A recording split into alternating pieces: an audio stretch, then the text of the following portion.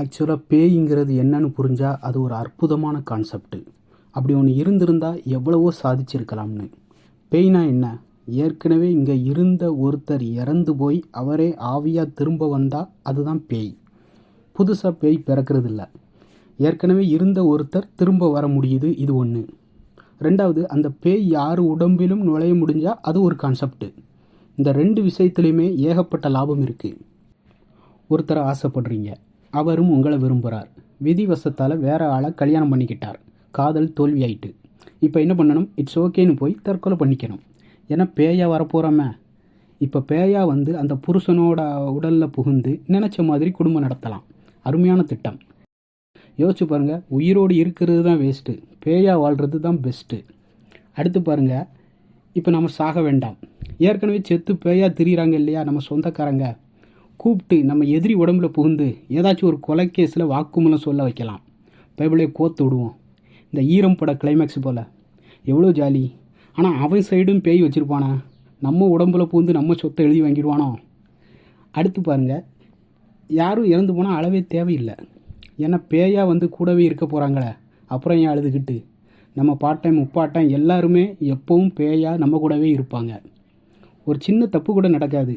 நாட்டில் நல்லது மட்டும்தான் நடக்கும். பின்ன யாருக்கும் தப்பு செஞ்சால் இவன் செத்து குடைச்சல் கொடுப்பாங்கிற பயம் வருமே. பரீட்சைக்கு படிக்கனா கூட கவலை இல்லை. பக்கத்தில் பேயை ஒப்பிக்க சொல்லி யூஸ் பண்ணிக்கலாம். வேண்டாதவன் உடம்புல புகுந்து தண்டவாளத்தில் போய் படுத்துடலாம். உடம்புன்னு ஒன்று இருந்தால் தானே அவன் திரும்ப வர முடியும். எதிரணி பேட்டிங் பிடிக்கும்போது அவங்க உடம்புல புகுந்து டக் அவுட் ஆக்கி விட்டுடலாம். எதிர் நாட்டோட இராணுவ வீரர்கள் உடம்புல புகுந்து அவங்க நாட்டு மேலேயே குண்டு போட வைக்கலாம். தவிர பேயினதும் பவர் கூடிரும். கார்லாம் தானாக கிளம்பும். கொஞ்சம் முறைச்சி பார்த்து வண்டியை ஸ்டார்ட் பண்ணி வை, பக்கத்து தெரு வர போயிட்டு வரலாம்னு பேய்கிட்ட சொல்லலாம். டிரைவர் வைக்கவே தேவையில்லை. பேட்டா மிச்சம். படத்துக்கு மொதல் நாள் டிக்கெட் கிடைக்கலையா? கவலை இல்லை. செத்து ஃபஸ்ட் ஷோ வந்து பார்க்கலாம். பேய்க்கு ஏது சீட்டு டிக்கெட்டு? எல்லா படத்துக்கும் ஃப்ரீ தான். உயிரோடு இருந்தால் பசிக்கும், ட்ரெஸ் வாங்கணும், நோய் வரும். இதுக்கெல்லாம் பணம் வேணும், உழைக்கணும். ஐயா, பேய்க்கு இது எதுவுமே தேவையில்லை. உடலுக்கு தானே இதெல்லாம்.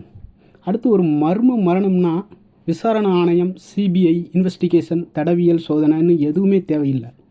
என்னை கொன்னது இவர் தான் வந்து வாக்குமூலம் கொடுப்பாங்க. ஒரு கேஸ் பெண்டிங்கில் இருக்காது. கொலையை கண்டுபிடிக்க போலீஸே தேவையில்லை, சட்டமே தேவையில்லை. காஞ்சனா படம் போல் வந்து பழி வாங்கிடலாம். ஆனால் காஞ்சனாலேயே போலீஸ்லாம் இருப்பாங்க.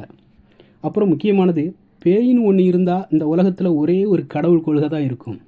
ஏன்னா போயிட்டு வந்து சொல்லிடுவாங்களே, கடவுள் இருக்காரா இல்லையா, நாத்திகம் சரியா ஆத்திகம் சரியா, இல்லை நீ இந்த சாமியை கும்பிடாத அந்த சாமியை கும்பிடு, இல்லை சாமியை கும்பிடாத, இப்படி ஏதாச்சும் ஒரு முடிவு எப்போவோ கிடச்சிருக்கும். இப்போ வர அடிச்சுக்கிட்டு இருக்க தேவையில்லை. இன்னும் இது போல் நிறைய இருக்குது. ஆனால் இனி பேய் பிடிச்சிருக்குன்னு யாராச்சும் சொன்னால் பிடிச்சி உங்களோட பர்சனல் அசிஸ்டண்ட்டாக யூஸ் பண்ணிக்கோங்க. பல நன்மைகள் வந்து சேரும்.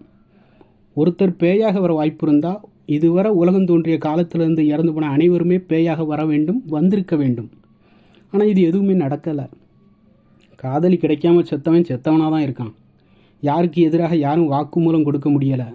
2 தலைமுறை முன்னே உள்ள நம்ம முன்னோர்கள் யாருன்னு கூட தெரியலை. இன்றைக்கி பல கொலை வழக்குகளுக்கு போலீஸ் திணறிக்கிட்டு இருக்காங்க. இறந்தவங்க பேயா வந்து இவர் தான் கொன்னார்னு சாட்சி சொல்லி கேஸை உடனே முடிச்சிருக்கலாம். ஆனால் ஏகப்பட்ட கொலை இன்னும் கவனிக்கப்படாமலேயே இருக்குது. சரி, பேயா மாறினா குணம் மாறிடும் அப்படின்னா யாருக்கும் யூஸாக இல்லாட்டாலும் குறைந்தபட்சம் தன் உயிரை எடுத்தவங்களை பழி வாங்கவாது வந்திருக்கலாம். அப்படியும் வரல.